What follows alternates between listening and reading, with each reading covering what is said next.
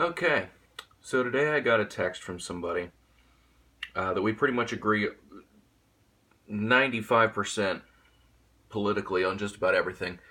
And I woke up to this text, and it was basically like the gist of it is, I'm for border security and I agree with Trump, or I've been pro Trump for this whole time.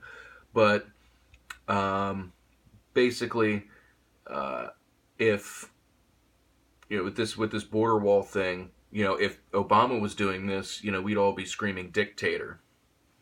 And I took a little bit of an issue with that because it was like, you know, no, if Obama was doing it, if Obama was, saying we've got to close the border, we've got to build a wall, we've got all these illegals coming over, we've got drugs coming over, MS-13 terrorists, all that, we wouldn't be screaming dictator. We would be saying, like, we'd be a little confused because we'd be like, holy crap, Obama's doing something right, you know?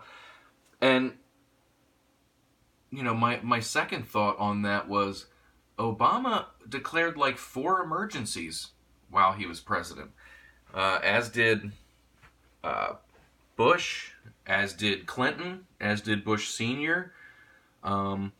Basically, the deep state is able to operate only under emergency powers.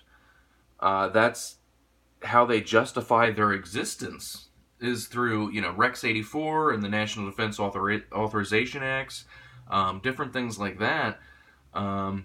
That's how these unconstitutional things are able to be put forward. Is with these emergency declarations. If you look at the facts, it's been. I'm not exactly sure on the number of administrations, but I'm almost positive that the number of emergencies that have been declared prior to Trump is somewhere in the neighborhood of 34 different emergencies that have been declared. And, they're all unconstitutional. They would declare national emergencies for anything. The one thing that's actually constitutional for a president to declare a national emergency for is a border collapse. Actually in the Constitution, the executive branch, the president is responsible for border security, federal border security, not within the states, but along the northern and southern border. We don't have an eastern or western border because we have the Atlantic and Pacific Ocean, for those that don't know geography. So, look, this is constitutional. That's the issue, is that this is the one time that a president actually declared a national emergency, and it's constitutional, and it's fitting. To the person that actually sent me the text this morning, do you agree that we're in a crisis?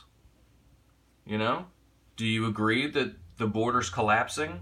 Do you agree that third world populations are coming over the border and taking American jobs and bringing in drugs, and 80% of the women that come across are raped by the coyotes that bring them in? Those different statistics. I know Trump says a third, but he's actually wrong about that. If you actually look at the actual crime statistics, you see that it's like 80%. It's like 80% of the women are raped coming across the border. So, that's the thing. Is there a crisis there? I think if you're a reasonable human being, then anyone would agree and say, yeah, there's absolutely a crisis. And I'm directly talking to, those conservatives out there that have kind of strayed away because of confusion on whether or not the president has constitutional power to do this. He actually does. This is like one of the only areas where the federal government has jurisdiction. There's so many other areas like, marijuana is illegal, and there are so many different areas where the federal government comes in, and Roe v. Wade with abortion.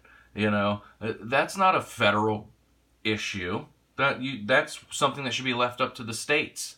You know, it's like if one area like New York wants to say it's okay to murder babies even after they come out of the womb, like we recently saw, um, first of all, that's horrible, and but it's the state's choice. Like if those people, if there's not enough pro-life people in that state to make sure that that never becomes law, then that's on the people in the state. That's a state's right. One of the few areas where the president actually has jurisdiction is at the northern and southern borders of the entire country.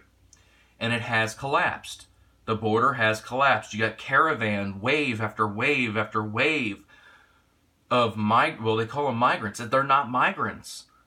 These are illegal aliens. Most of them are military-aged men, not women and children, which means that's an invasion. We have caravans of invading forces coming across our border right now. And the president declares a national emergency after he already gave Congress as many chances as possible. But the Democrats, obviously, that they want MS-13 in here. They want these gangs in here. That's why Nancy Pelosi goes up there and says that these are, God's children and stuff like that when she's talking about MS-13. They want them here. They want the illegals here because they're a voting bloc. Trump's got all of the middle of America is red for Trump. And then the Democratic Party is basically a regional bi-coastal elite party right now. They're a complete joke.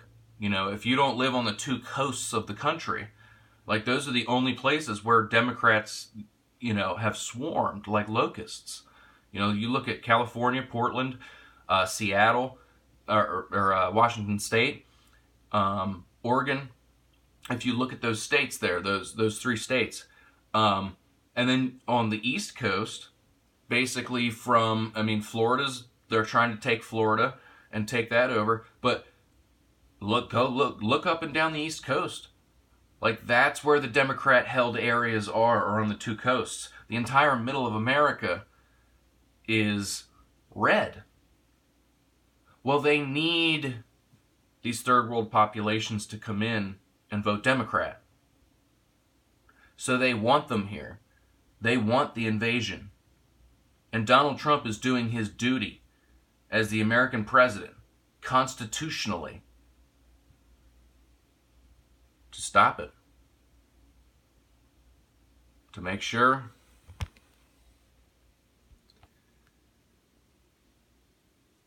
that they can't have their way with us.